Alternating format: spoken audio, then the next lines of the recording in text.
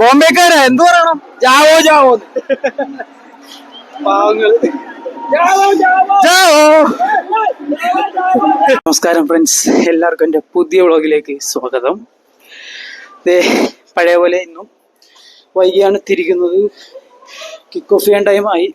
എന്തായാലും നമുക്ക് ഇന്ന് ഈസ്റ്റ് ഗാലറിയിലാണ് കയറിയിരിക്കുന്നത്. പക്ഷേ വെസ്റ്റ് ഗാലറിയിൽ നിന്ന് കളി കാണാനാണ് പ്ലാൻ. അപ്പോൾ അങ്ങോട്ട് വന്നിട്ട് ബാക്കി വിശേഷങ്ങൾ നോക്കാം.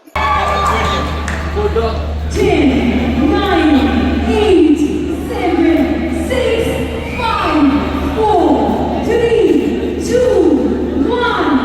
Let's go!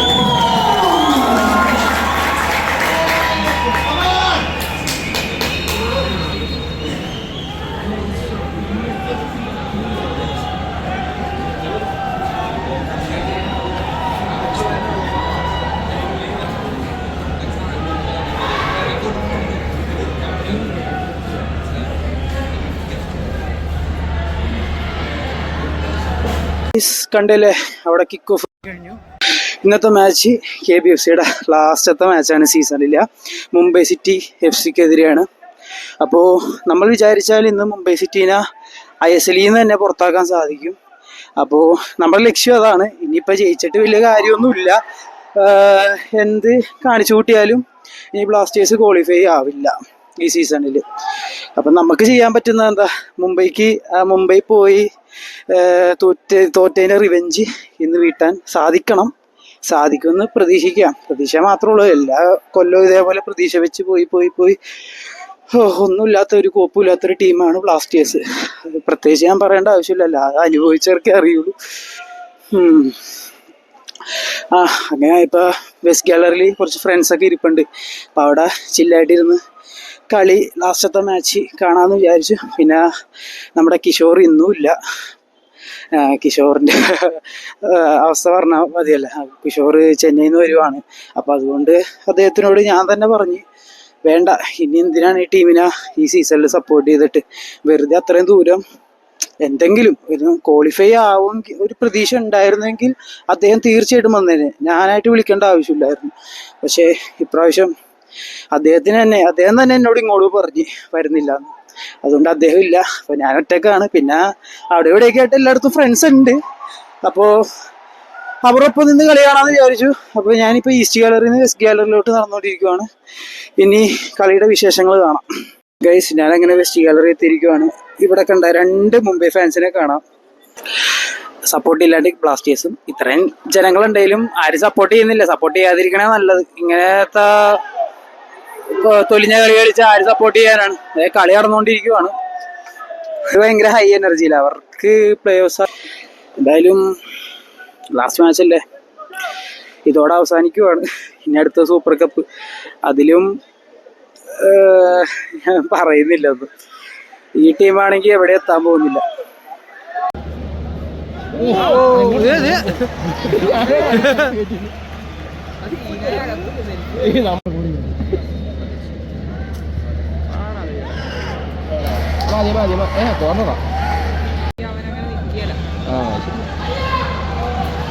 മുതലെന്തോ താഴെ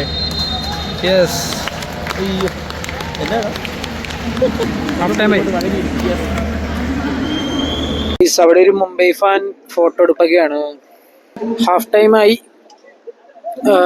സ്റ്റിൽ നിൽ ആരും ഗോൾ അടിച്ചിട്ടില്ല. പന്താവന്മാരുടെ കാലിലാണ്.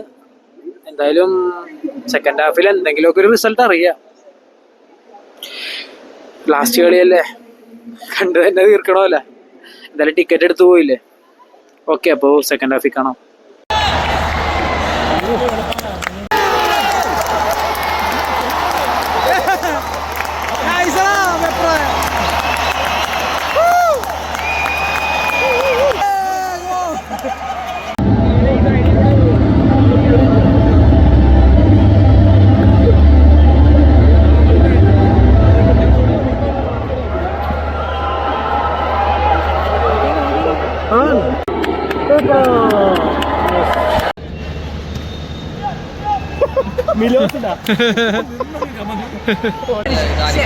ഡാനിഷാണ് ഓഫ് സൈഡ് വിളിക്കും ഉറപ്പാ.